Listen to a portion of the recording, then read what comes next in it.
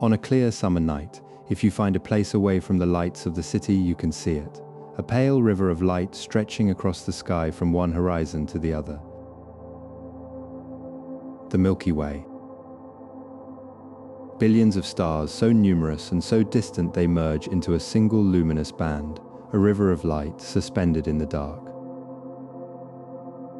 In ancient China, people looked at this river and saw something different from what astronomers see today. They saw a boundary, a barrier, something placed deliberately between two bright stars, one on each bank, that had once been together. The star on the left bank is called Vega. The star on the right bank is called Altair. They are 16 light years apart. Once a year in summer, they appear to draw closer in the sky. The Chinese have a name for this night. Qixi, the 7th day of the 7th lunar month. The night when, for a single brief meeting, the river between the stars is crossed. This is the story of why. It begins in heaven and ends in heaven, with a whole human life lived in between. Let it carry you gently into sleep. Part 1: The Heavenly Palace and the Weaver Girl. High above the mortal world, in the celestial palace that sits beyond the reach of clouds, there lived a girl who spent her days at a loom. Her name was Zhinü. The Weaver Girl. She was the granddaughter of the Queen, Mother of the West, Wangmu Niulang, the most powerful figure in the celestial hierarchy. A woman of immense authority, vast in presence, her hair always pinned with a golden hairpin that caught the light of 10,000 stars. The Queen Mother governed the order of heaven with absolute precision, and she loved her granddaughter with the particular fierce love of those who do not often show tenderness. Zhinü's gift was weaving. Not ordinary weaving.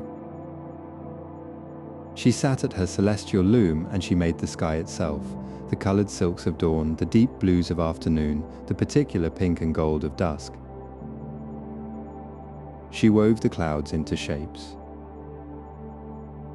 She threaded light through her fingers and produced the patterns that mortals looked up at and called beautiful without knowing they were looking at her work.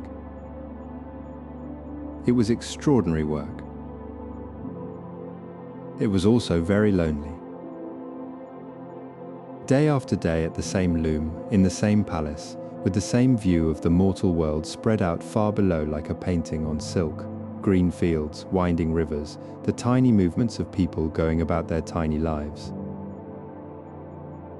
Zhinü watched the mortal world from her celestial palace and felt something she did not quite have a word for.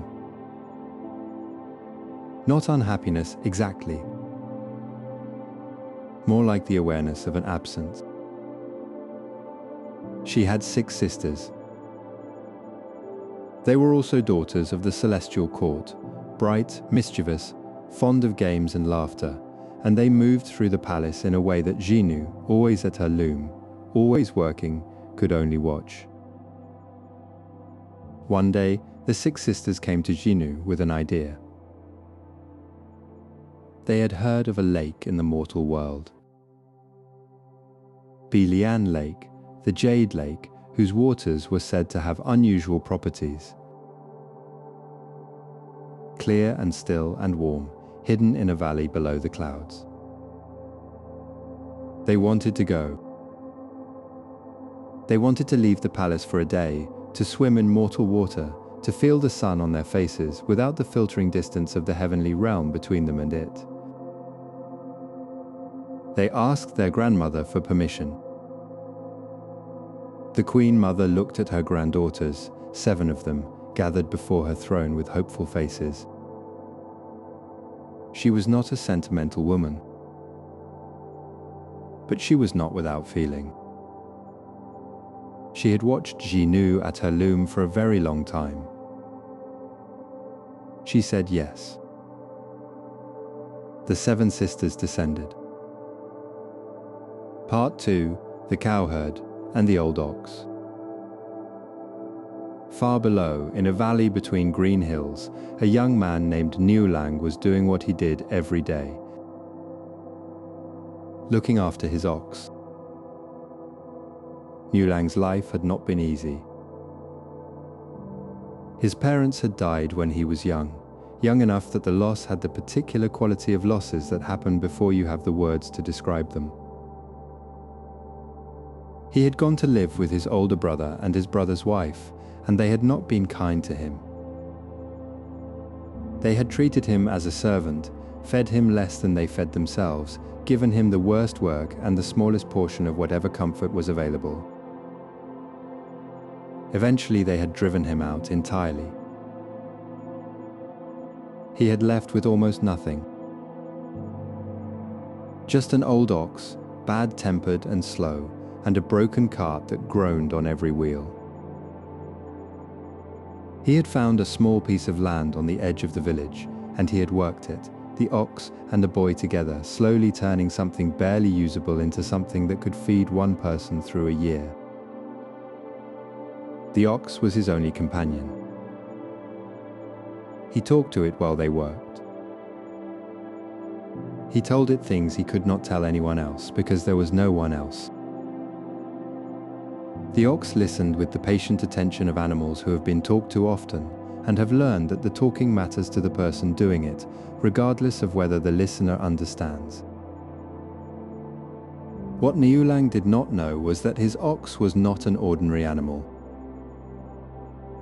The old ox had once been the golden ox star, a divine creature of the celestial court, sent to the mortal world as punishment for a transgression, whose details the old texts treat differently in different versions, but whose essence was always the same. He had interfered in something that was not his concern, had spoken on behalf of 2 beings whose love the court had decided to forbid, and had been stripped of his divine nature and sent below to live as a beast of burden until his time was served. He remembered everything. He knew who Niulang was, had known from the beginning, had chosen to be found by him, had endured years of ploughing and carting and sleeping in the same small shed because the boy needed a companion, and the ox had decided, with the slow certainty of very old beings, that this was where he was supposed to be. One morning, when the light was early and the valley was still, the old ox turned his great head toward Niulang.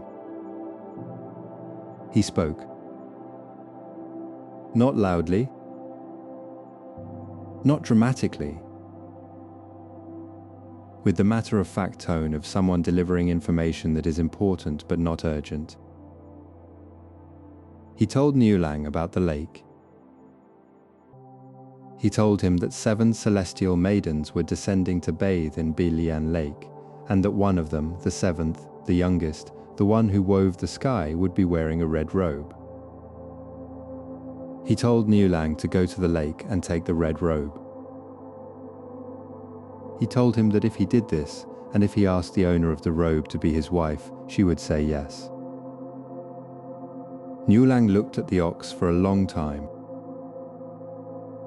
He was a practical person. He had spent his life working and surviving with very little room for anything else. The idea of celestial maidens and stolen robes was not something his experience had prepared him for. But he was also lonely in a way that had no solution inside the ordinary boundaries of his life. He went to the lake. Part 3, the lake and the red robe. He hid behind a jade tree at the water's edge. The valley was quiet. Bilian Lake lay still and pale in the early morning light, its surface reflecting the sky above it so faithfully that the trees on the opposite bank appeared to grow both up and down at once. Birds moved in the reeds. A breeze came through the valley and passed on. Then the sky changed. Not dramatically, not with thunder or a flash of light. more like the way a room changes when a window is opened. A quality of brightness that had not been there before. A feeling of something larger than the usual morning. 7 figures descended. They came through the air the way falling leaves come lightly, without hurry, following some current that only they could feel. Their robes were the colors of different hours of the day: gold, pale blue, deep rose, soft green, white, violet. The 7th wore red. They landed at the water's edge, and their laughter reached Niulang where he hid, clear and genuine, the laughter of people who are doing something slightly forbidden and finding it delightful. They laid their robes on the rocks at the lake's edge. They waded in. Niulang watched Zhinü. He had not expected to feel what he felt. He had come to the lake because the ox had told him to, because he was lonely, because a practical person does what presents itself even when it seems impractical. He had not expected the particular quality of stillness that came over him when he saw her, not the stillness of decision, but the stillness of recognition, of seeing something and knowing, without knowing how you know, that it matters. He moved. He stepped out from behind the jade tree and crossed to the rocks and took the red robe before he could reconsider. The maidens saw him. 6 of them scrambled for their robes and dressed quickly, and with a sound like wind through leaves, they rose into the sky and were gone.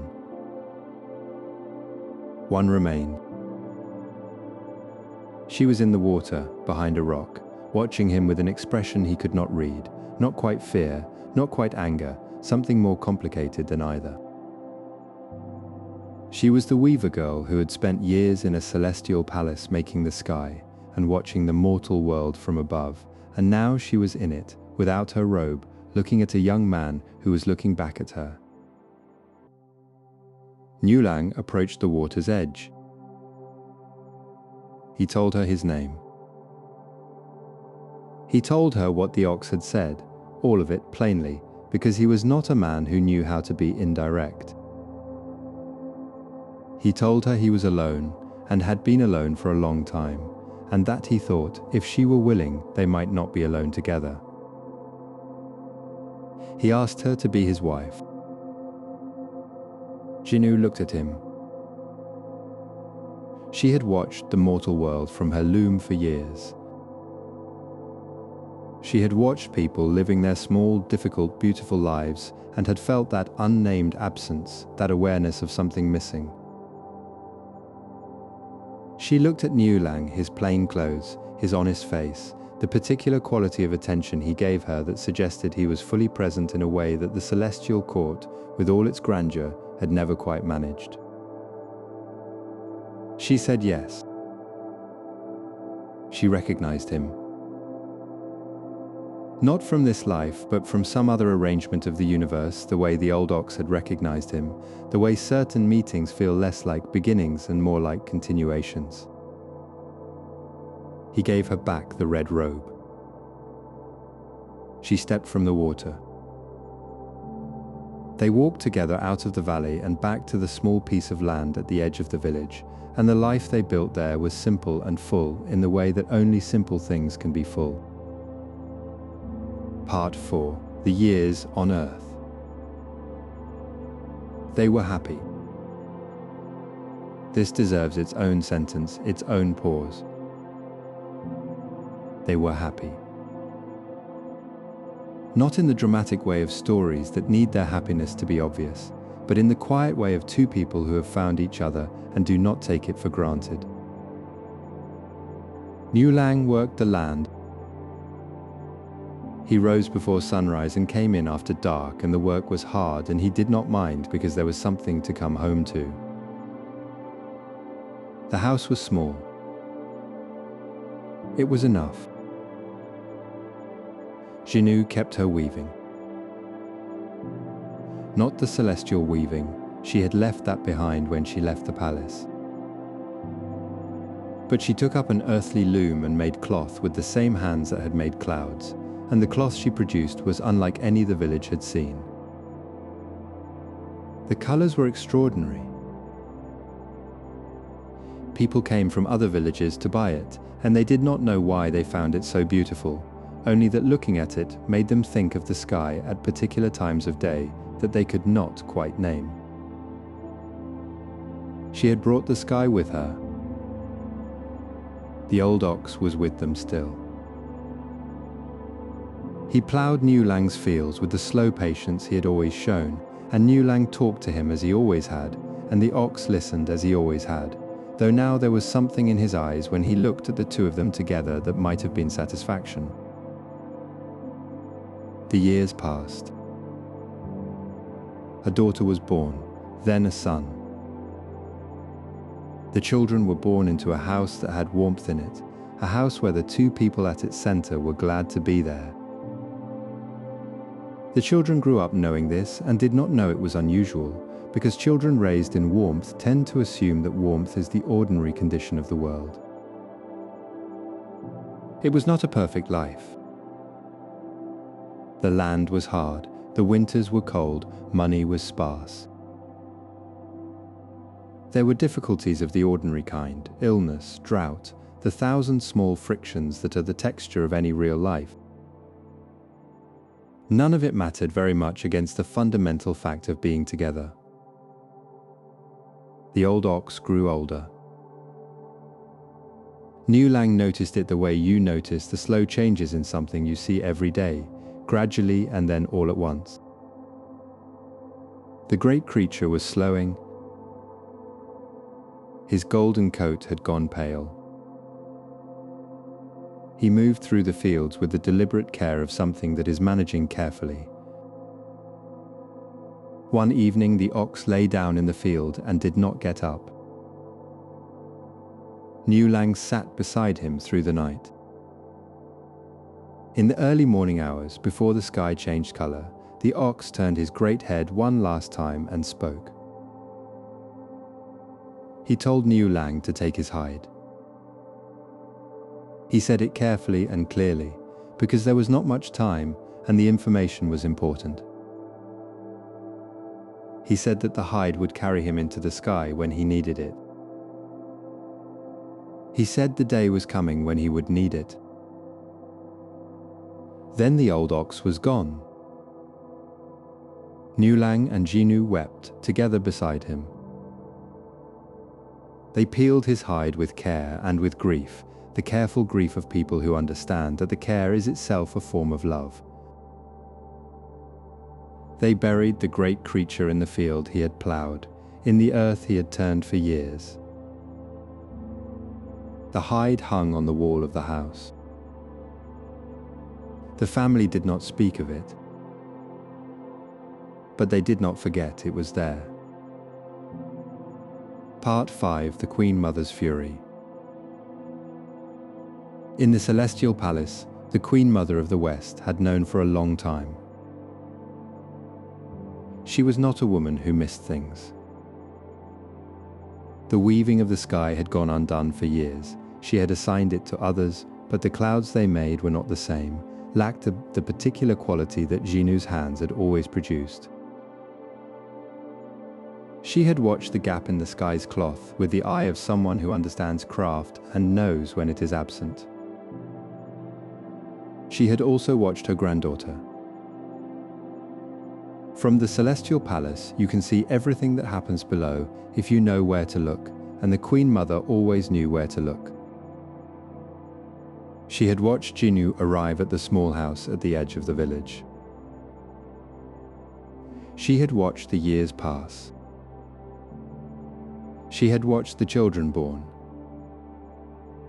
She had let it go on longer than she should have. This is the detail the old stories include without explaining that the Queen Mother waited. Whether from softness she would not admit to, or from a calculation about timing, or simply from the knowledge that the longer something continues, the more it costs to stop it, the stories do not say. She waited. Then she stopped waiting. The decree was simple. Zhinü had violated the laws of heaven. A celestial being had married a mortal, had abandoned her celestial duties, had lived below the clouds for years without permission.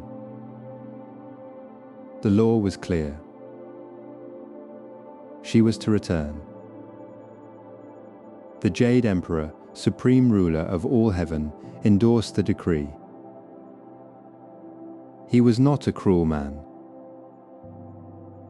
He was a ruler, and rulers enforce the laws that hold their world together.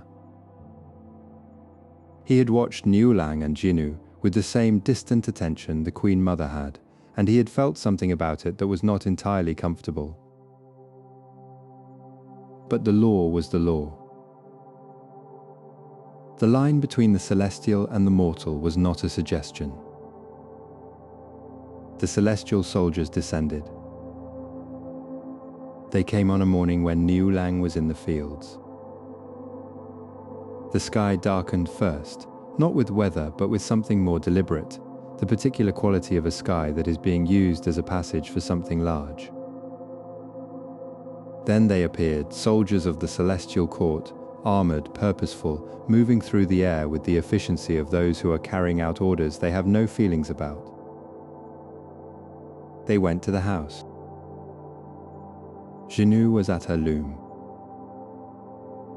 She heard them coming, and she understood immediately what they were, what they meant, what was about to happen.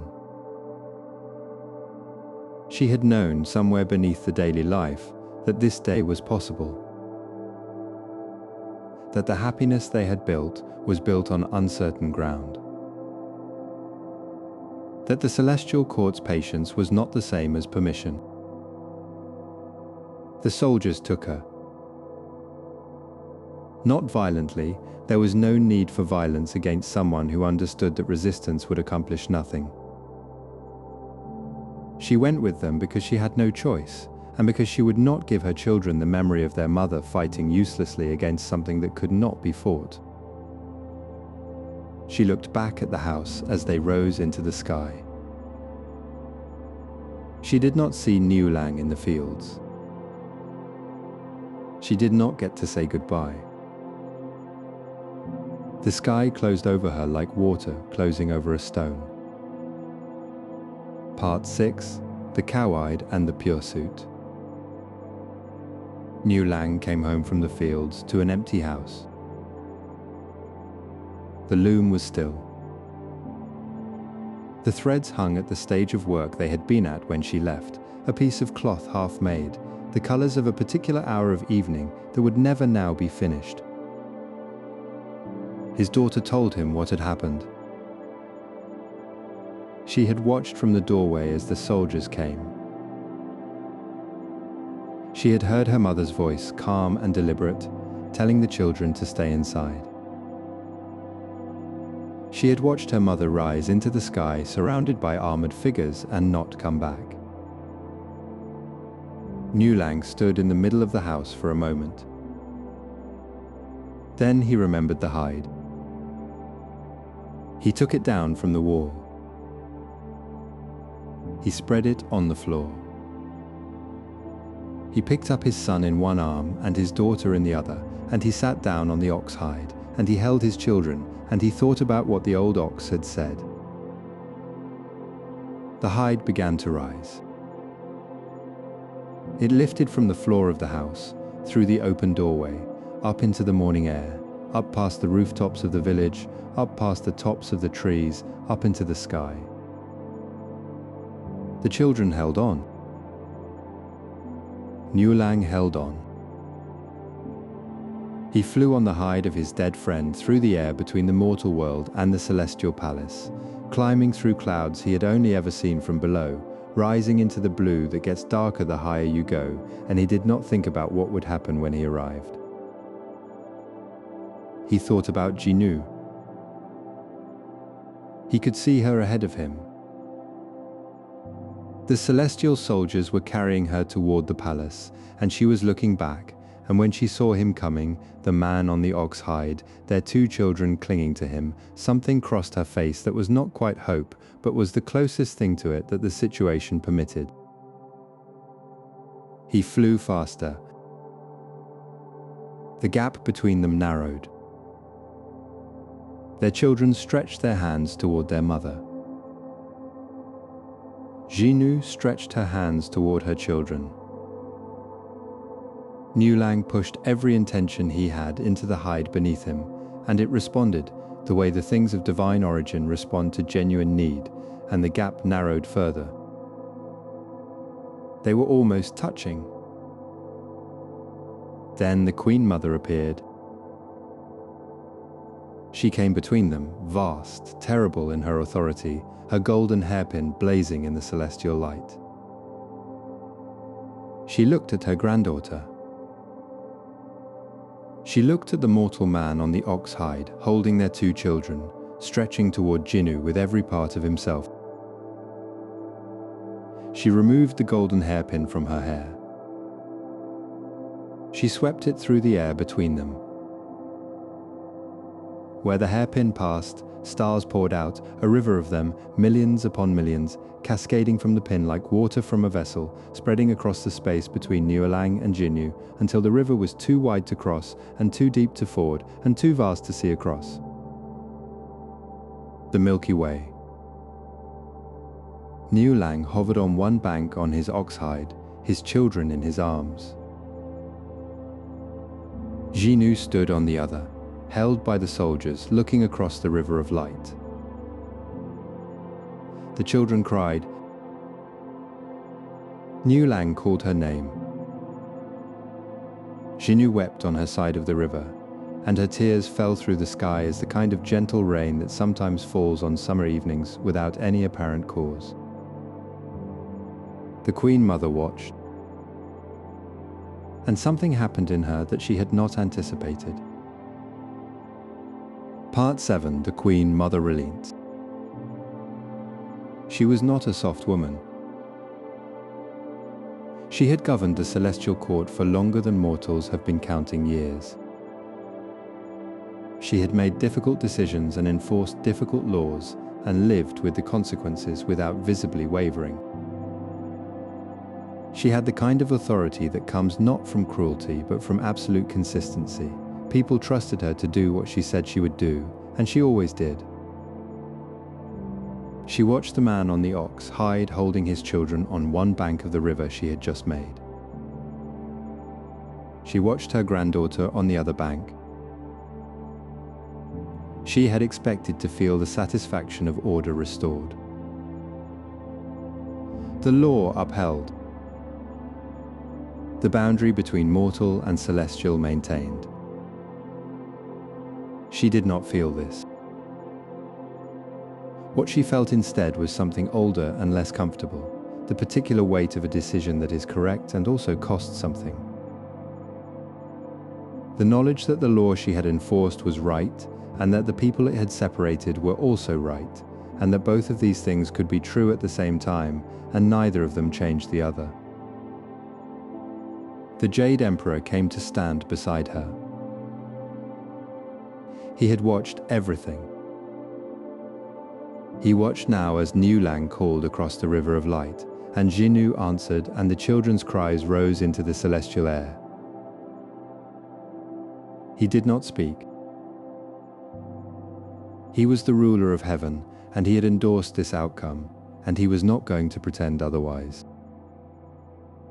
But he was also watching. The Queen Mother made a decision. It was not a reversal.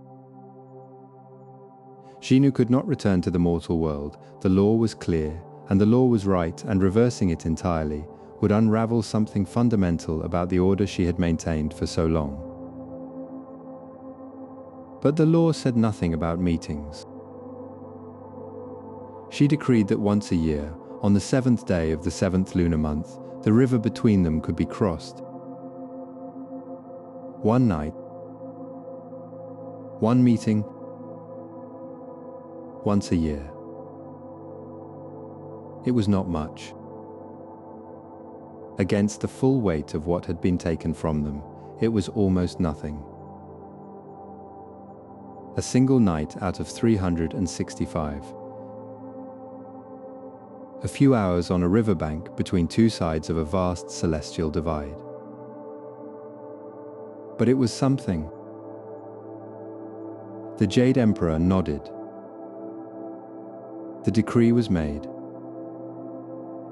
Now there was only the question of how they would cross. The river the Queen Mother had made with her hairpin was not an ordinary river. It was made of stars, dense and glittering and cold, not the kind of thing a mortal or even a celestial being could simply wade through. Niulang, on his ox hide, could not cross it. Zhinü, watched by the soldiers, could not cross it. Something else would have to make the bridge. Part 8, the Magpie Bridge. The magpies had been watching. They are birds of particular intelligence and particular feeling, black and white, precise in their movements, not especially large, but possessed of a quality of attention that other birds lack. They understand things. They notice things. They have been associated in Chinese culture with joy and fidelity and the good news that comes when you have been waiting a long time for something. They had watched Niulang come across the sky on the ox hide. They had watched the river of stars appear between him and Zhinü. They had heard the children crying. They gathered, first dozens, then hundreds, then thousands, magpies rising from every tree and field and mountain and coastline of the mortal world below, called by something they did not have language for but understood completely. They rose into the air and flew toward the Milky Way. They landed on the near bank. Then they stepped out onto the river of stars. One bird, then another, each one landing on the back of the bird before it, creating a living chain of black and white across the celestial river. They packed themselves together, wing to wing, body to body, forming a surface that was rough and warm and alive, and exactly wide enough for two people to walk toward each other across. The Magpie Bridge. Niulang stepped onto it first, his children on his back now, their small arms around his neck. The bridge held. It shifted slightly under his weight, not frighteningly, more like water that has not quite decided to be solid, but it held. He walked. On the other side, Zhinü was walking too, toward him across the bridge of birds, her celestial robes catching the light of the stars beneath her feet. She walked the way she had always walked, with the composure of someone who has decided not to let the enormity of a situation prevent her from moving through it. They met in the middle. The magpies beneath their feet shifted and resettled. The Milky Way blazed on all sides. The celestial court watched from a distance, and the mortal world was far below, and the two children climbed from their father's back into their mother's arms. What passed between them in that meeting, the old stories do not record in detail. Some things are private even in myths. The night passed the way nights pass when you're spending them with someone you have missed too quickly, and with a quality of attention to each moment that is itself a kind of grief, because you cannot pay full attention to something you are also losing. When the first light of the 8th day of the 7th month appeared at the horizon, Zhinü stepped back. She held her children one more time. She looked at Niulang. Then she returned to her side of the river. Niulang stood on the Magpie Bridge as the birds began to disperse, rising from the river one by one, the bridge dissolving back into individual birds, heading back to the mortal world below. He stood until the last magpie left, and he was hovering above the Milky Way on nothing, and then the ox hide brought him home.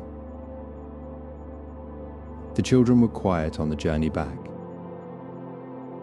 The house at the edge of the village was as they had left it. The loom stood in the corner with the half-finished cloth still on it, the cloth that would never be finished, the work of a particular evening that would stay at that stage forever. Niulang hung the ox hide back on the wall. He sat down. He began to count the days. Part 9. The 7th day of the 7th month. 364 days is a long time. It is long enough for every season to pass. For the fields to be planted and harvested and turned and left to rest. For the children to grow a little, to learn new words, to ask questions whose answers their father did not always have. They asked about their mother. Niulang told them everything about the celestial palace and the loom and the sky she had made. About the lake and the red robe and the ox's instruction. About the years they had had together and what those years had been. He told it without embellishment, because he was not a man who embellished, and without bitterness, because he understood that bitterness would cost him something he needed to keep. He told them she loved them. He told them she would be there every 7th day of the 7th month, waiting on her side of the bridge. The children listened with the complete attention of children who are hearing something important. The year moved. As the 7th month of the 7th lunar year approached, something happened in the mortal world that the old stories describe with the particular pleasure of details that feel exactly right. The magpies became restless. They gathered in the trees earlier than usual. They called to each other across distances they did not normally cross. They seemed to be orienting themselves, adjusting, preparing, pointed towards something they already knew was coming. On the evening of the 6th day, Niulang took down the ox hide. His daughter and son were old enough now to hold on without being held.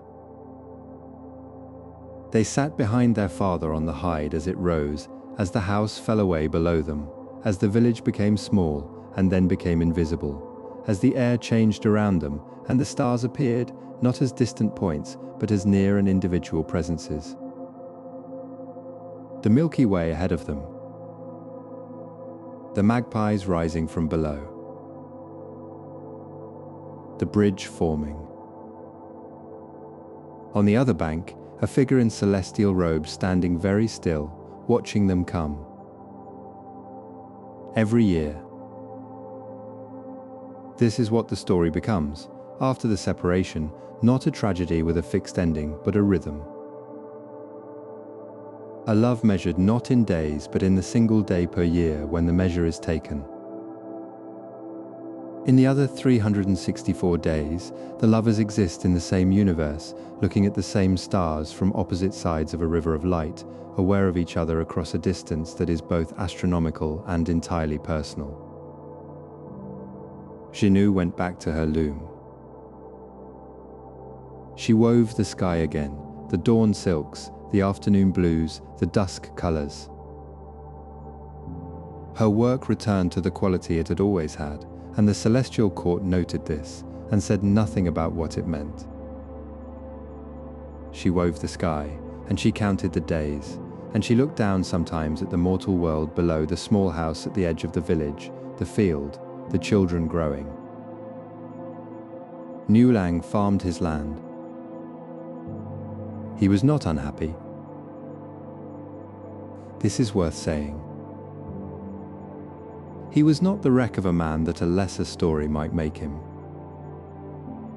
He was a person who had been given something extraordinary and had it taken back, and who had decided that the something extraordinary was worth more than the loss, that a life that had contained Zhinü was better than a life that had not, even if it now contained only the memory of her and one night a year.